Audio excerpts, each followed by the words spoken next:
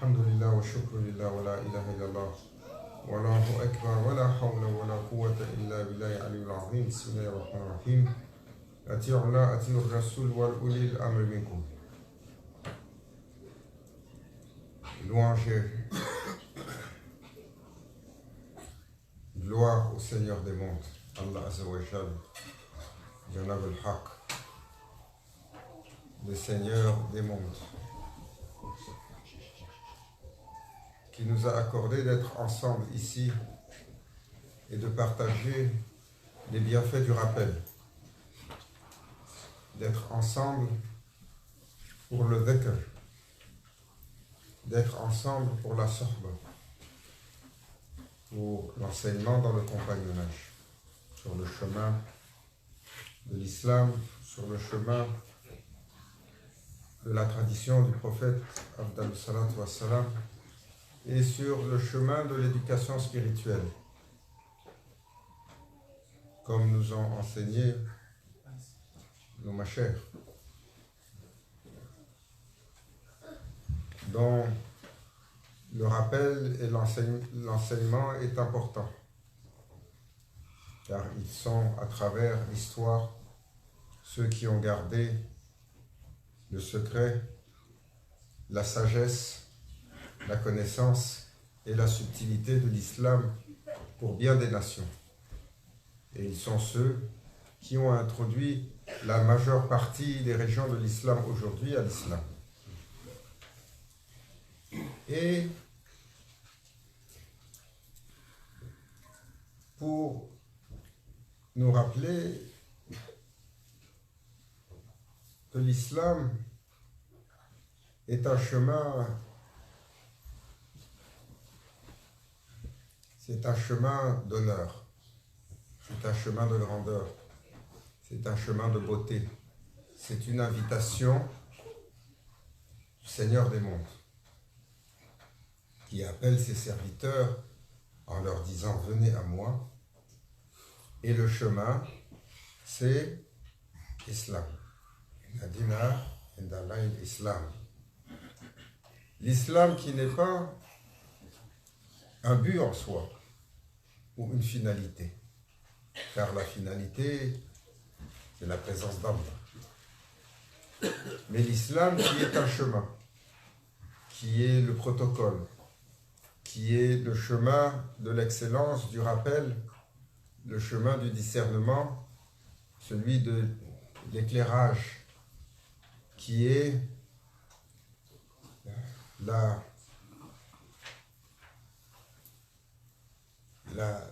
telle une rivière de lumière dans l'obscurité de l'immensité de la création. Et l'islam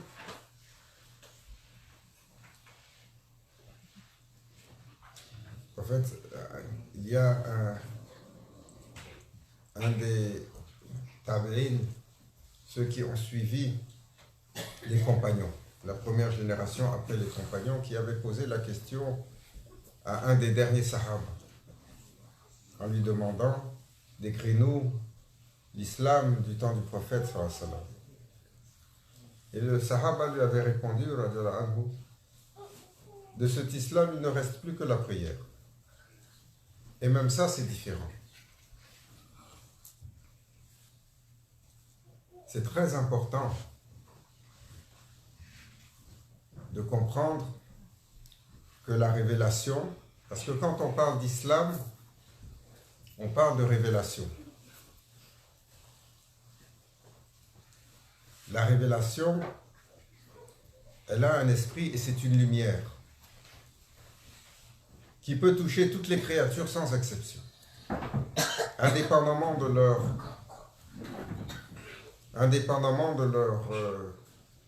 leur langue parlée, de leur culture, de leur tradition, de leur bagage, de leur niveau social, de leur niveau intellectuel, indépendamment de tout ça. Quand souvent vous allez trouver des gens qui n'ont même pas toute leur capacité mentale, qui sont diminués par une dégénérescence ou une problématique, mais qui sont sur le chemin. Et ils s'illuminent littéralement de ce chemin. Je me souviens, on était en 1997. On était à Chicago. Il y avait une grande convention islamique qui était organisée par ISNA, Islamic Society of North America. C'est toujours aujourd'hui, et ça a été pendant très longtemps, la grande entité qui s'occupait de l'islam aux États-Unis, et elle était relativement salafie, encore aujourd'hui, mais peut-être moins dure. Et on avait visité la convention avec Cheikh Hicham, avec peut-être une délégation de 30 ou 40 personnes. Et il allait là-bas pour leur adresser un message, pour leur dire, vous devez arrêter d'exclure les musulmans qui ne pensent pas comme vous. Parce que l'une des caractéristiques propres au mouvement salafi, c'est qu'ils sont takfiri. Ils excluent ceux qui ne pensent pas comme eux. Hein. C'était comme ça que les Bédouins d'Abdel Wahhab, ils ont fait. Si tu suis notre chemin, bienvenue. Si tu ne penses pas comme nous, tu vas être passé par les arbres. Ça a commencé comme ça. Et ils ont gardé un peu cette habitude-là de toujours exclure. Enfin, pour revenir au cœur de notre sujet, et quand on est rentré dans le centre, dans la convention, qui avait lieu dans un hôtel, un gros hôtel de Chicago, on suivait chez Hicham, dès qu'il est rentré, il y a une famille mexicaine. Dès qu'ils l'ont vu, la mère, c'était un monsieur, une femme, et ils avaient 2 enfants, je pense. Dès que la femme a vu Cheikh Hicham, elle est venue en courant et elle est venue en face de lui. Elle a dit, mais qui êtes-vous? Qui êtes-vous? D'où vient cette lumière qui vous habille? Qui êtes-vous? Et elle a dit, je veux vous suivre, je veux être comme vous. Et elle a commencé à pleurer, à pleurer, à pleurer. Et sa famille est venue avec elle et ils ont commencé à pleurer. Ils se sont mis autour du chef. Et là, ma chère, il leur a dit, et elle venait, elle s'accrochait littéralement à sa djouba. Il a dit, répétez après moi, Ashhadu an la ilaha illallah. Et il leur a donné la shahada comme ça, au milieu de l'hôtel. Autour de nous, il y avait les gardes de sécurité de l'islam, beaucoup d'Algériens. Ils n'étaient pas contents à l'époque. Sans aucun jugement sur les Algériens. Mais ils ont eu leur époque, surtout dans les années 90, il y a quelques-uns qui venaient encore dans MSC, dans ISNA, il y en avait quelques-uns. Je sais parce qu'ils nous ont fatigués pendant toute la convention. Et que moi je parlais le français, donc on se comprenait. Et donc, cette famille était arrivée et ils avaient reconnu quelque chose qui les avait touchés. Ils n'avaient aucun bagage religieux ou aucun bagage islamique. Ils avaient reconnu quelque chose, ils venaient pour demander leur droit de naissance. Le droit de naissance, de tous les enfants de Sayyidina Adam alayhi salam, l'islam. La révélation. Parce que quand on parle d'islam, ce n'est pas simplement la dernière manifestation. Sayyidina Ibrahim alayhi salam, il était musulman. Donc l'islam englobe deux manifestations, la dernière révélation avec le prophète sallallahu alayhi wa sallam, mais également la manifestation de la révélation depuis Sayyidina Adam alayhi salam avec 124 000 prophètes jusqu'à la couronne des croyants, Habib al-Mustafa alayhi salam. Mais nous avons rendu cet islam étrange et dur et difficile et parfois même contraignant. Je disais là, combien de gens n'osent pas même s'approcher de l'islam ou des musulmans juste par peur de ce qu'ils entendent. Et on ne va pas tomber dans les théories de conspiration. Ce qu'ils entendent, c'est ce qui vient du monde musulman, ce qu'ils voient. Quand on a vu le 11 septembre 2 bâtiments tomber avec 2 avions rentrés dedans et un homme apparaître avec un turban blanc à la télévision pour dire nous sommes victorieux, jamais j'avais entendu Maulana Cheikh Nazim fâché comme ce jour-là. Parce qu'il disait, jusqu'à ce jour-là, ils avaient fait leurs bêtises et aucun d'entre eux n'avait osé mettre le turban. Parce que... Mais Ben Laden était apparu avec le turban blanc à la télévision pour aller... Et le prophète sallallahu alayhi wa sallam a fait l'islam si léger parce que c'est le désir d'Allah.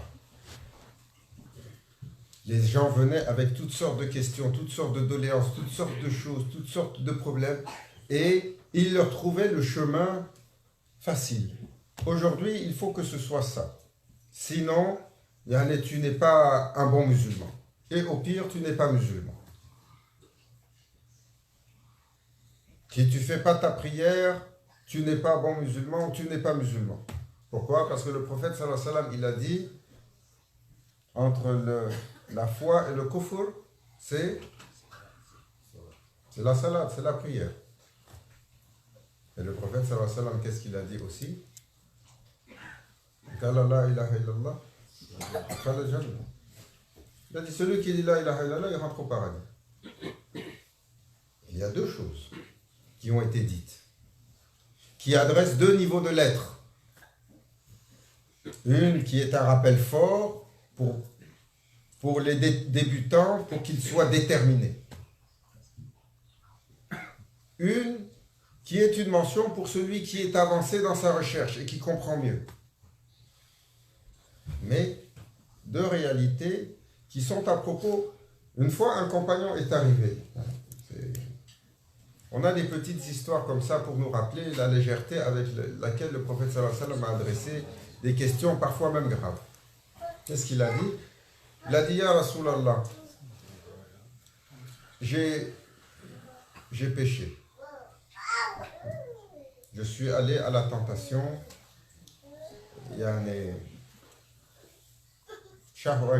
J'ai eu le désir, je suis tombé dans la promiscuité avec quelqu'un et on s'est laissé aller. Je me suis arrêté avant l'acte.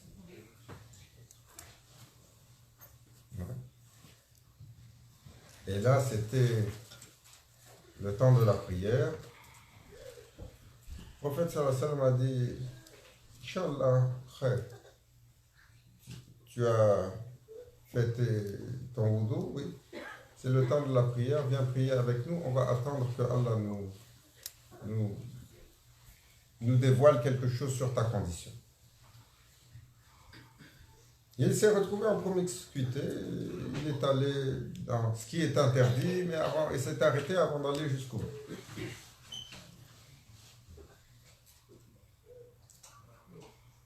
C'était entre le Zohar et le Asr.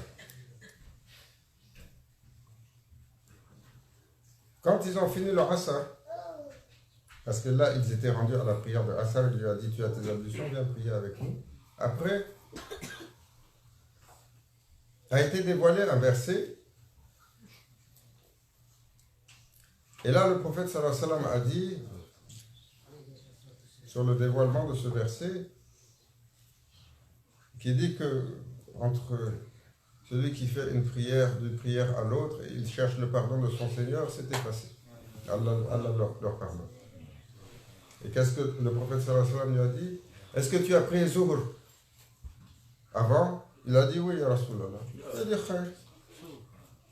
Allège ta conscience et va-t'en. Tu as fait ton temps au part, c'est effacé. Va aujourd'hui demander à nos savants et va pour dire j'ai fait alaykoum salam wa rahmatullah, j'ai fait telle ou telle chose. Et on va voir quelle va être leur parole ou leur commentaire. Comment ils sont aptes et si rapides à vous condamner. Si tu essayes d'avancer, ils vont te dire ah attention, ya akhi, ça c'est du haram, faut pas aller là. Bon, laisse-moi aller à droite. Non, ça c'est le kufr ici, il ne faut pas toucher à ça. Ça c'est ce qui est interdit. Kufr, ça c'est la mécréance. Et tu veux aller à gauche, ils vont te dire ah, là tu es tombé dans la bid'a. C'est l'innovation. Et tu dis je vais reculer, il dit ah, là tu as commis le shirk. Tu es devenu un idolâtre. On se moque d'eux. Mais c'est tragique. Parce qu'aujourd'hui, les musulmans sont enfermés dans un carcan. Ils ont l'impression que s'ils ont fait la moindre erreur, c'est terminé pour eux l'éternité, c'est dans le Jahannam. Et nos savants, ou ce ne sont pas nos pseudo-savants, parce que beaucoup d'entre eux sont simplement des leaders de la Ummah, sont devenus les spécialistes de rendre tout illicite.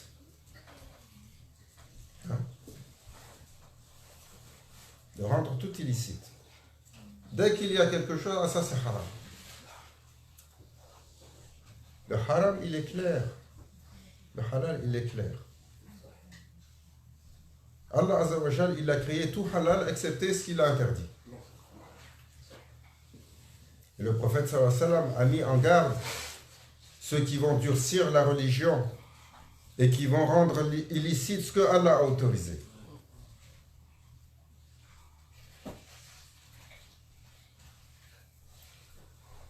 Donc oui, effectivement, quand nous sommes sur les interdits, on doit essayer de se discipliner, de s'abstenir. Mais il faut faire attention de ne pas rendre la religion détestable aux gens. Ce que nous avons fait. Combien de nos compatriotes on rencontre aujourd'hui?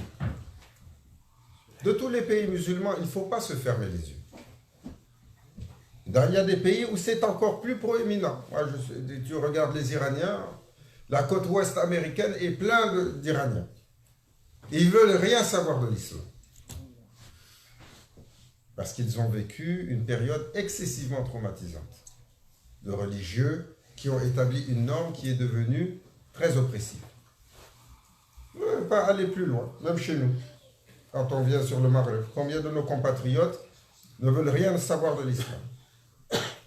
Ou se tiennent loin de tout ce qui est islam public, ou d'aller dans la mosquée, ou de s'affilier avec les musulmans. Parce qu'il y a eu quelque chose de contraignant. Il y a eu quelque chose qu'on a durci. Il y a eu quelque chose qui ne correspond pas à l'esprit de l'islam. La ikra fi din. Allah Azza wa Jal, il a dit, il n'y a pas de contrainte sur ce chemin. L'homme, il a été créé libre. Et il est libre de ses choix. Et tant et aussi longtemps qu'il ne transgresse pas les lois fondamentales qui portent atteinte à l'autre, il le laisse dans son choix.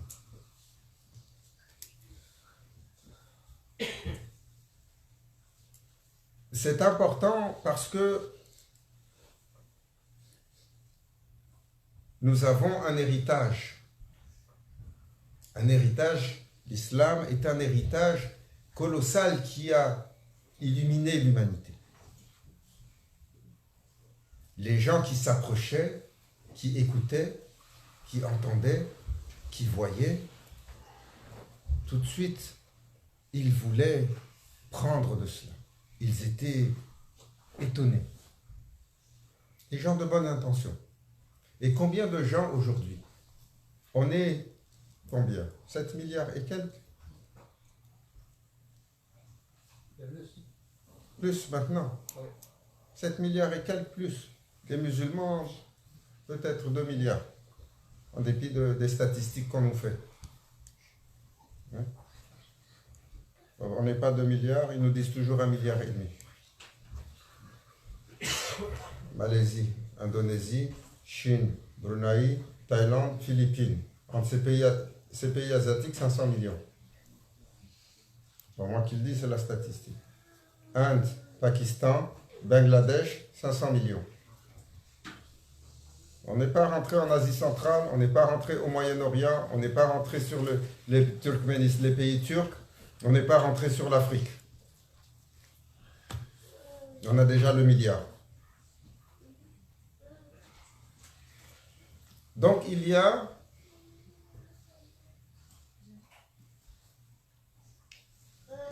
aujourd'hui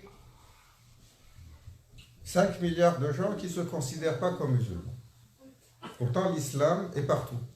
L'islam rentre dans chaque demeure, comme le prophète sallallahu alayhi wa sallam a dit. C'est un hadith que Maulana Cheikh disait, l'un des signes de la fin des temps, l'islam va rentrer dans chaque demeure. Et comment il va rentrer? Est-ce qu'il rentre et les gens deviennent musulmans? Pas forcément. Tout le monde entend parler d'islam aujourd'hui, mais certainement pas de la bonne façon. Pourquoi? Parce qu'il y a quelque chose dans notre islam et dans ce que nous montrons qui est déficient. C'est Hassan.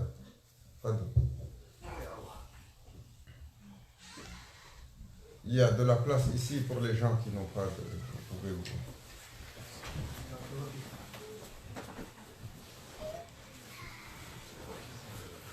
Et donc, l'islam s'applique avec sagesse, dans un contexte, avec une compréhension. Combien de gens on a vu ici qui viennent, qui disent « Ah, on cherche l'islam, on a voulu faire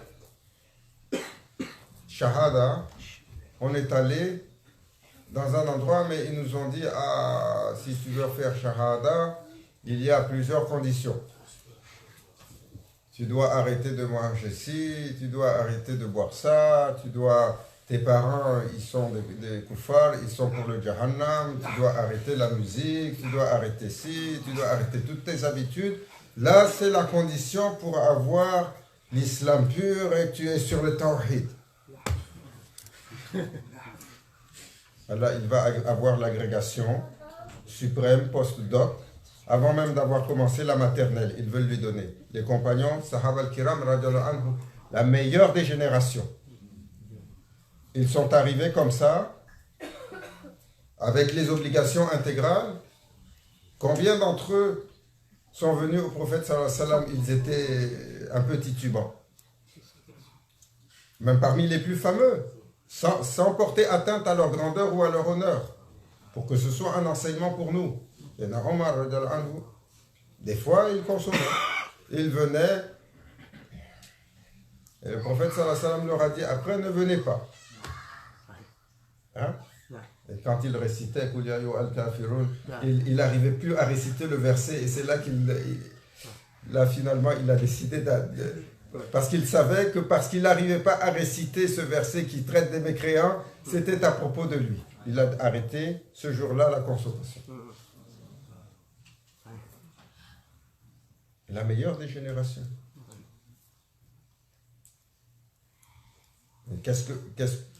Aujourd'hui, ils nous disent ah, il ne faut pas laisser la musique, c'est interdit. Et ça c'est du haram. tous les instruments de musique, ça c'est pour le shaitan. Qu'est-ce qu'on peut écouter pour Coran. Hein, si tu écoutes ça, c'est le meilleur. Hakikatan, c'est le meilleur. Mais l'humain, il ne peut pas passer 24 heures à écouter la parole d'Allah. Tout le monde n'a pas cette dimension-là. Le prophète sallallahu alayhi wa sallam, il a autorisé le temps libre.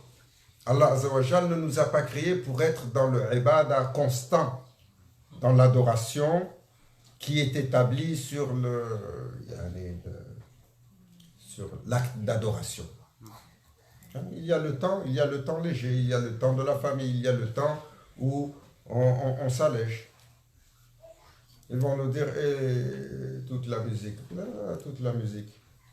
C'est qui dit ça? Vous avez un pays qui n'a pas produit de musique? Vous n'avez pas de la musique sur la chaîne religieuse en Arabie Saoudite? La musique, ce n'est pas l'expression d'un peuple, tant et aussi longtemps qu'elle respecte un certain nombre de critères. Quels sont les critères? Il faut qu'elle soit modeste dans ce qu'elle va faire comme effet sur le corps. Si elle est un peu endiablée, gardez ça pour comment on appelle ça? Le walima, pour les fêtes de célébration. Parce que même dans les fêtes de célébration, que font les gens? Que faisaient les gens du temps du prophète sallallahu alayhi wa sallam? Et ils chantaient, ils dansaient, ils se réjouissaient. Quand le prophète sallallahu alayhi wa sallam voyait que les compagnons étaient gênés, il a dit, mais pourquoi ils n'ont pas fait les hamda, ils ne se sont pas réjouis, ils se sont dit, ya Rasulallah, ils sont gênés. Il a dit, mais c'est leur tradition. La célébration pour le mariage, c'est leur tradition, laissez-les être joyeux. Donc, c'est la rythmique qui parfois va être trop excitante, ou le contenu. Le contenu doit avoir une moralité. Hein, quand vous trouvez un contenu qui est douteux, essayez de vous en abstenir. Mais ils ont réussi à changer les choses pour rendre tout interdit. Comme ils ont fait les talibans. La femme, c'est pas obligé pour elle de travailler. Ils ont fait, c'est interdit pour elle de travailler. Donc, puisque c'est interdit pour elle de travailler, c'est interdit pour elle d'étudier. Elle n'a pas besoin d'apprendre. Hein? Et ça a donné quoi? L'islam interdit à la femme d'étudier. L'islam interdit à la femme de travailler. Et ce sont les raccourcis d'esprit primaire qui transforment un message de lumière, de civilisation, d'ouverture, d'humanisme dans un carcan, dans une rigidité.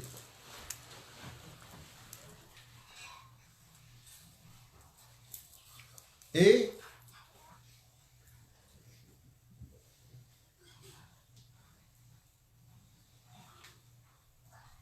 nous cherchons aujourd'hui les esprits capables de rappeler cela.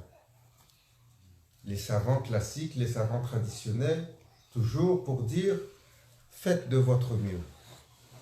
L'islam a un esprit avant d'être un dédale de loi qui vous enseigne à propos de votre Seigneur, comme ce bédouin, le Badou. He came to Prophet sallallahu alaihi wasallam. What he said, Ya Rasulallah mata sa'a. C'est quand l'heure? Il a questionné le prophète sallallahu alayhi wa sallam, il était sur le minbar. Mata sa'a, ya Rasulallah. Il est assis il a dit, c'est quand l'heure? Le prophète sallallahu alayhi wa sallam, il n'a pas répondu, il était dans le khutbah. Il a dit une deuxième fois, ya Rasulallah, c'est quand l'heure? Il n'a pas répondu. Quand il a posé la question la troisième fois, le prophète sallallahu alayhi wa sallam lui a dit, qu'est-ce que tu as préparé pour ça? C'est bien de demander c'est quand l'heure, c'est quand le jour du jugement. Qu'est-ce que tu as préparé pour ça? Est-ce que tu as fait quelques adorations, quelques ibadah? Qu'est-ce que tu as préparé pour ça? Qu'est-ce qu'il a répondu? J'ai rien fait de tout ça, ya Rasulallah. Alors qu'est-ce que tu as préparé? Il a dit, j'aime Allah et je t'aime, ya Rasulallah. Allahu Akbar. Qu'est-ce que le prophète sallallahu alayhi wa sallam lui a dit? C'est assez, tu vas être réuni avec celui que tu as aimé.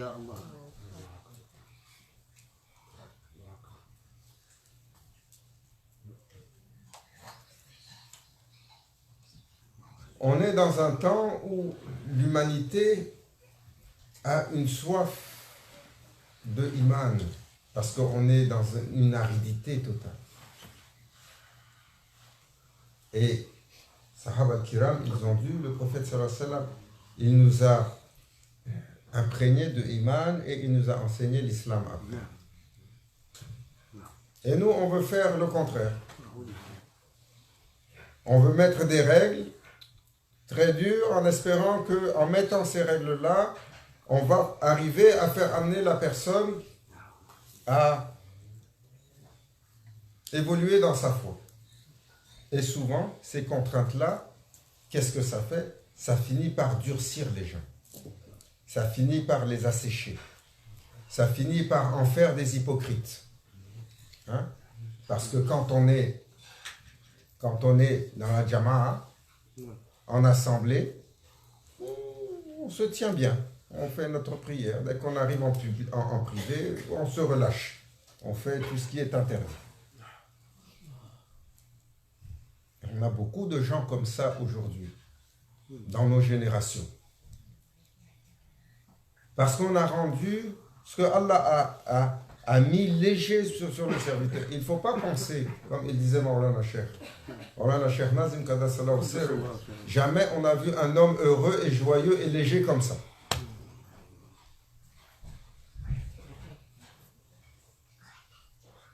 Quand il rencontrait des gens, il leur donnait des petites choses. Essaye de te rappeler de ton Seigneur une fois dans la journée.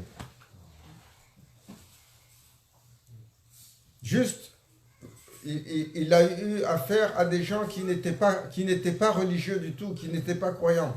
Ses premiers étudiants des années 70, des années 80, parce que Grand Cheikh l'avait envoyé où? En Occident. Et Maulana Cheikh, il disait toujours, Allah Azza wa Jal, il ne vous a pas créé pour que vous soyez malheureux. Il n'a pas créé l'humain pour qu'il soit malheureux. Il ne vous a pas donné l'islam pour que ce soit une contrainte excessive. Ces principes doivent être une évolution de votre être pour comprendre qu'il y a un bien dedans. Et cet aliment est interdit. Le porc est interdit. Ok. Ne le mange pas. Il y a un mal dedans.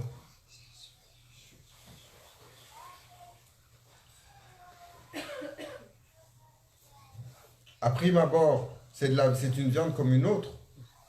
Mais il dit, fais attention, il y a quelque chose dedans. Fais un acte de foi. Ne le touche pas. Et si tu le touches, il va corrompre ton caractère. Tu auras commis un péché, tu as rendez-vous avec ton Seigneur. Aucun autre homme ne peut te contraindre dessus. Sauf quand tu es jeune et que tu as encore un tuteur, c'est ton parent. Sinon, après, tu es libre de ton choix.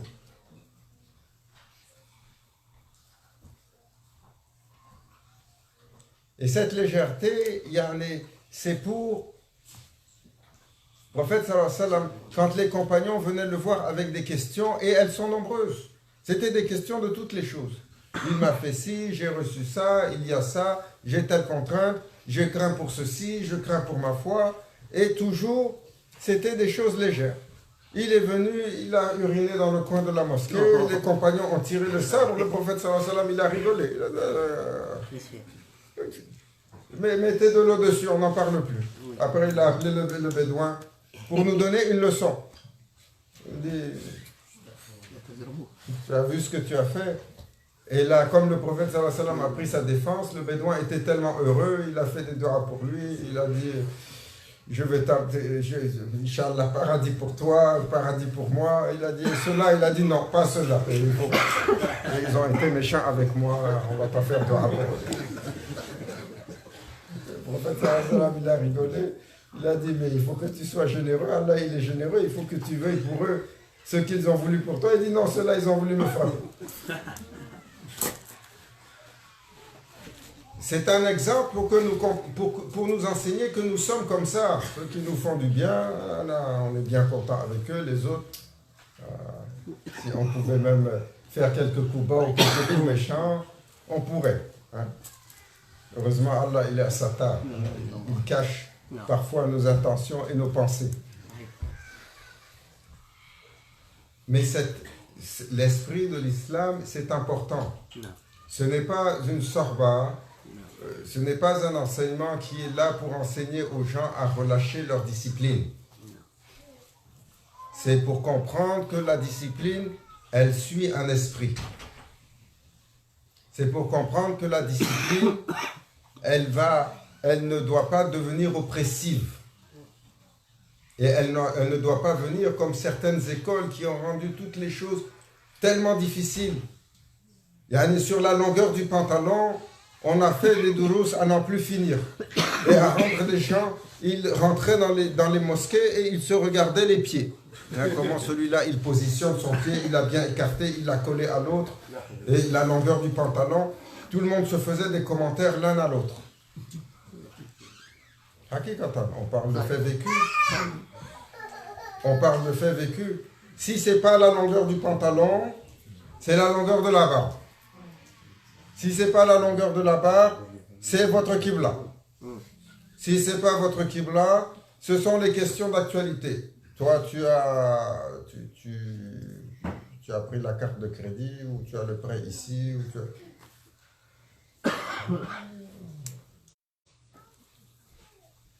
L'imam qui dit ça, on dit, toi, ton argent, il vient d'où? Ton argent, il vient d'où? On t'a envoyé l'argent dans notre pays. Comment ce pays, il a fait son argent? Combien de nos mosquées, ils ont été financés pendant des décennies sur l'argent qui venait de Hijaz, de l'Arabie. Et cet argent, il est halal?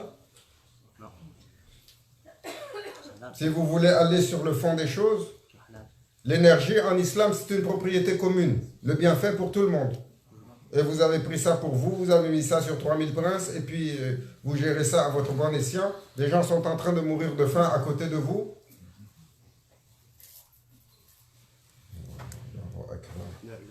Allahu Akbar. Qu'Allah nous pardonne. Qu'Allah nous pardonne. Qu'Allah me pardonne. Il y a là-dedans, il n'y a aucune animosité envers qui que ce soit. Mais notre responsabilité sur l'islam, de le partager comme une chose légère, attrayante, plaisante, noble, vertueuse, à la mesure des gens.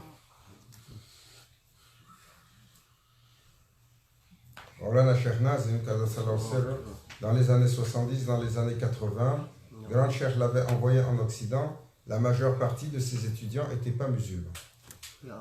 Les Allemands, les Anglais, les Espagnols, les Italiens, les Européens. Il allait d'un pays européen à l'autre pour ramener les Occidentaux à l'islam.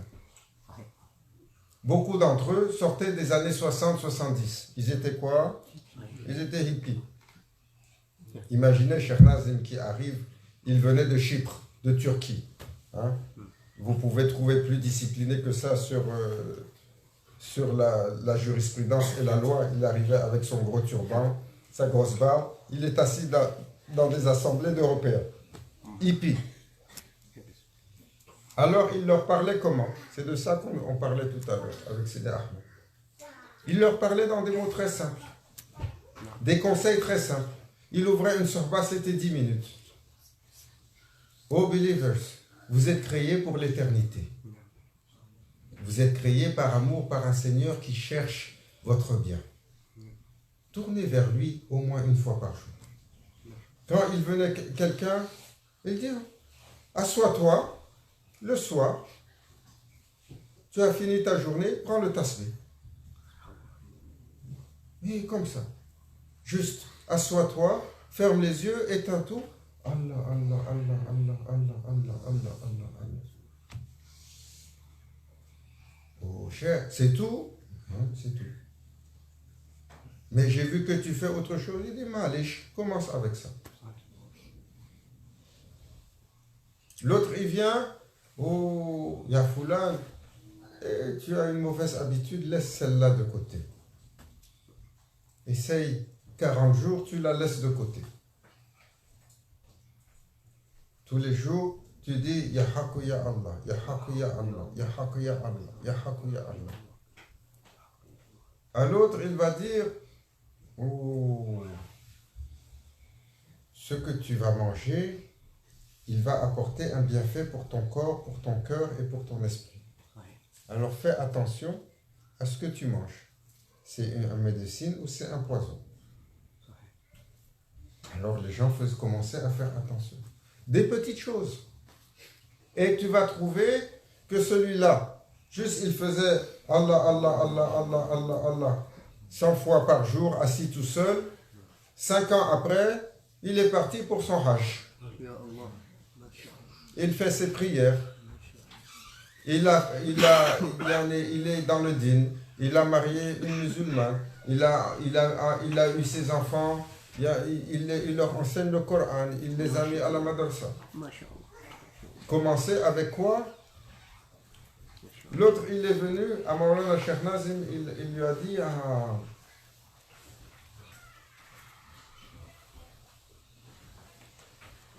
toi,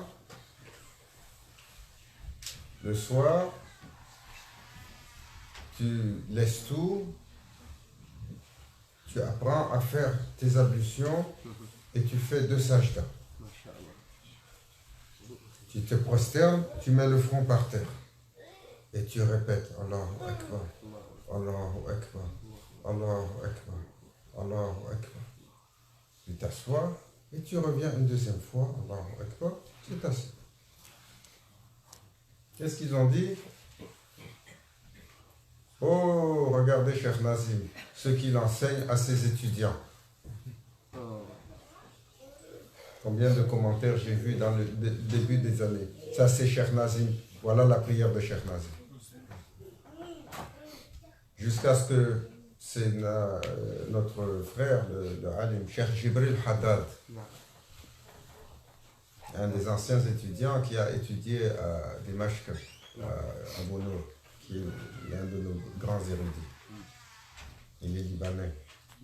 Cheikh Jibril Haddad, il a sorti une histoire des compagnons.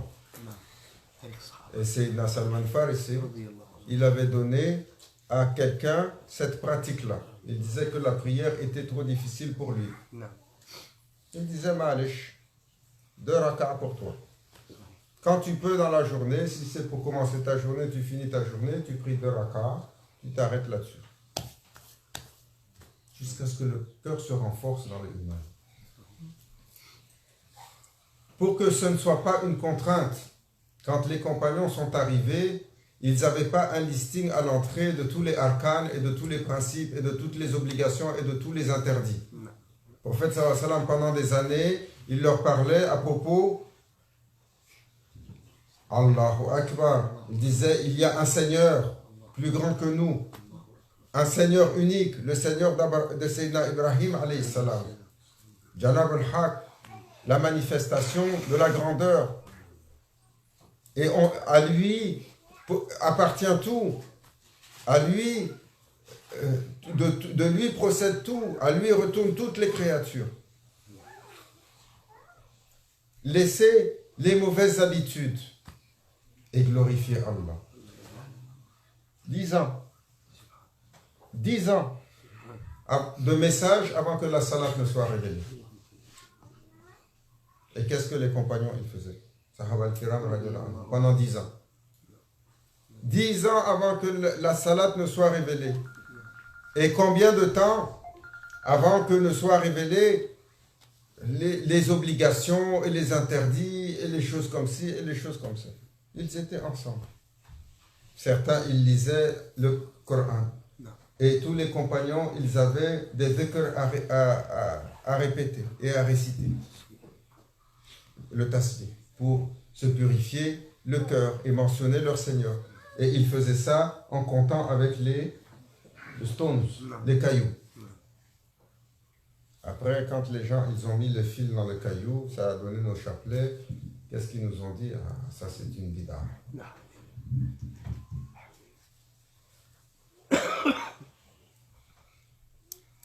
Parce que j'ai un chapelet qui me permet de mentionner le nom d'Allah. Tu viens de me destiner à l'enfer en disant que j'ai fait une innovation. Si ça, c'est pas la parole du shaitan, si ça, c'est pas la manifestation du shaitan, pourquoi? Allah Azza wa Jal nous éclaire, nous allège sur ce chemin. Fasse que ce soit un chemin d'accomplissement, un chemin de légèreté, un chemin de compréhension, un chemin d'accomplissement, un chemin d'amour, un chemin de ferveur, de dédicace de notre être, un chemin d'épanouissement. Allah Azza wa Jal nous habille de la lumière de l'islam, nous renforce sur l'islam, nous fasse évoluer le cœur dans le iman et nous accorde sa satisfaction, son rida. Allah Azza wa Jal nous enseigne la sagesse et la subtilité des choses par la grâce du prophète sallallahu alayhi wa sallam. Thank you.